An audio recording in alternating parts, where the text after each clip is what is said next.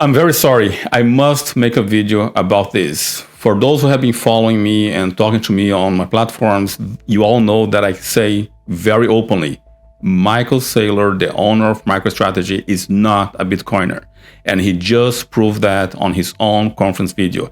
He's saying that he has created something that produces better auditing possibilities than BTC. You need to understand this. Bitcoin was created in a way that everyone on the planet can audit. There is nothing behind the curtain. There is nothing not transparent.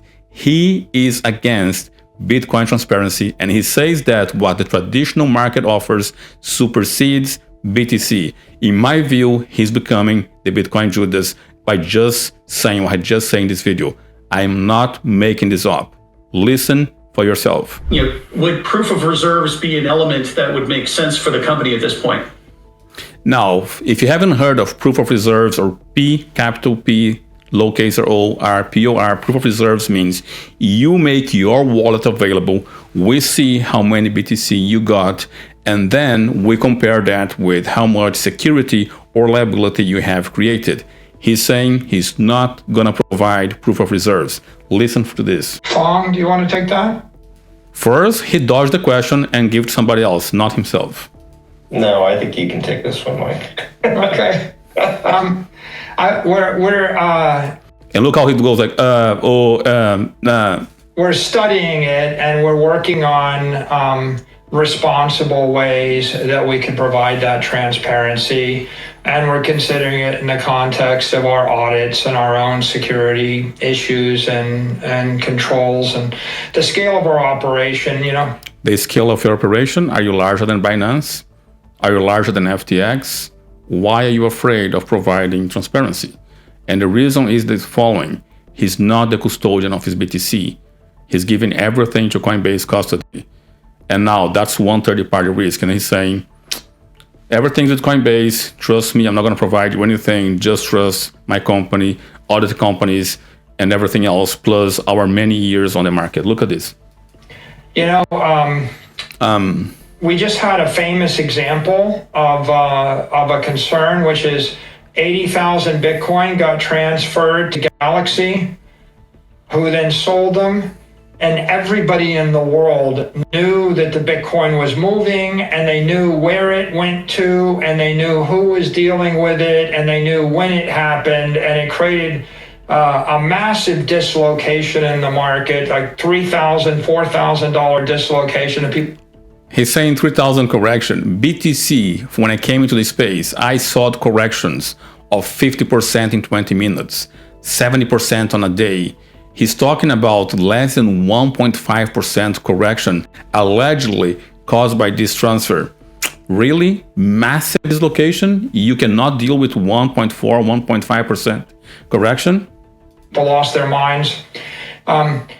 We would like to not be in a situation where a routine custody reshuffling creates the same degree of chaos and dislocation.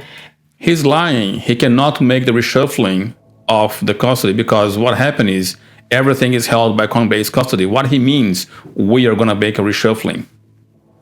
Because, when you're a large multinational, you do a lot of stuff for a lot of different reasons. And if everybody on Twitter is or on X is obsessing over every time something moves from wallet A to wallet B for any particular reason, it could be, let's say, counterproductive. So can be, let's say, come on, man, get your narrative straight.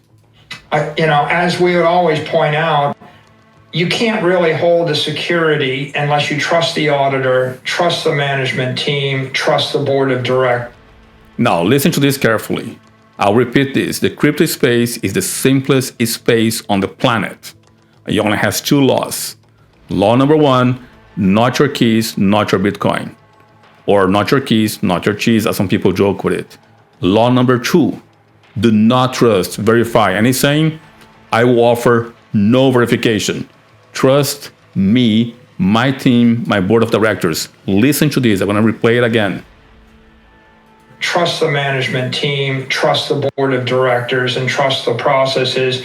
And then the auditor's job is to audit the assets and the liabilities, and then make sure that there are no side agreements, no related party transactions, and nothing else would undermine the integrity of that audit.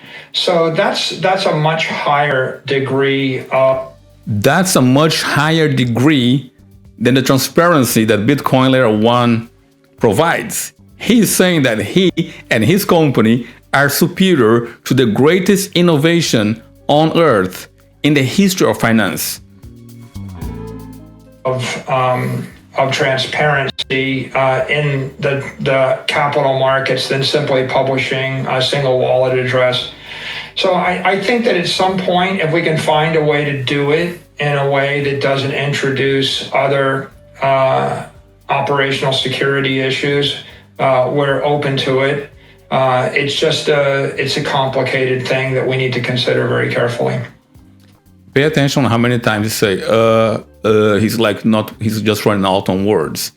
He's asking everyone not to trust Layer 1 BTC, but to trust him, his board of directors, his company, and all the humans that has the best intention. And they're offering that with a little benefit. Look what a benefit. I would just... Sorry, I was going to add, I do get the irony of people wanting to access Bitcoin. He gets the irony of people wanting to access the greatest asset in the history of mankind. For its decentralized, transparent nature, and then buying Bitcoin-backed securities through a U.S. public company. But what we do and what we provide on top of Bitcoin, and we laid out, is with MSTR, we provide superior performance through intelligent leverage. With our preferreds, we provide the ability to get pretty good dividend yields with a lot of downside protection. And part of the price of that is you're working with a U.S. public company that has Bitcoin behind it. And, we have 15 people working on this. Could you imagine? So I think I get what he's saying. What is ironic is for someone to give up their BTC to them in exchange for this little yield and all these other benefits. Yes, it is very ironic. He recognizes that himself. And Mike Saylor has said many times, in the whole history of mankind, people has offered you some shiny object in exchange for your hard-earned money. And he says himself that Bitcoin is the best money on the planet, and there will be no shortage of people offering you small benefits in exchange for your great asset. And now he's doing that, violating the two laws of the crypto space. You have no keys, therefore you have no BTC, and you have no way to verify. I believe you break the laws of the crypto space at your own risk. I know one company that broke one law, that's Ledger. You guys may have heard me saying about that. And if not, link for that video, I'm gonna leave in the description below to you guys. Now, Mike Saylor is violating the two laws of the crypto space. Now, if you believe you should trust him and trust his company, let me say something to you. Find me one example, one single example on the history of finance where that level of centralization has not been abused. That's number one. Plus, they are also going to be talking about how long they are in the market. Remember, Bernie Madoff ran his scam for 40 years, which means 32 years into the scam, he could have claimed that he's a company that is doing XYZ for 30 years without any problems. That is exactly same narrative that you're going to hear them saying now. If we had to take two away to work on proof of reserves, you wouldn't get Stretch, you wouldn't get Stride, you wouldn't get Strike, you wouldn't get all this other product innovation. That's where we're focusing our energy right now. You don't need to take people for the proof of reserves. You just have to review your wallets. But it's not lost on us that we could find ways to do something to improve the transparency. That's why we do these earnings calls. That's why I do all these conferences, right? We do want to be a transparent company. Look at Mark Palmer laughing at this answer. He's saying, I'm not buying all this BS, guys. You can see him nodding and smiling. Very important to Bitcoin. And maybe we can get to a way we can provide proof of reserves without exerting a ton of energy and without creating security risk for the company. Once again, it takes no energy. Just put a post on X. These are my wallets.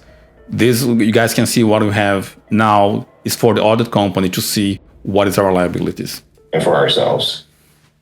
I was just going to add, we've been a public company for 27 years. Our internal controls process is robust.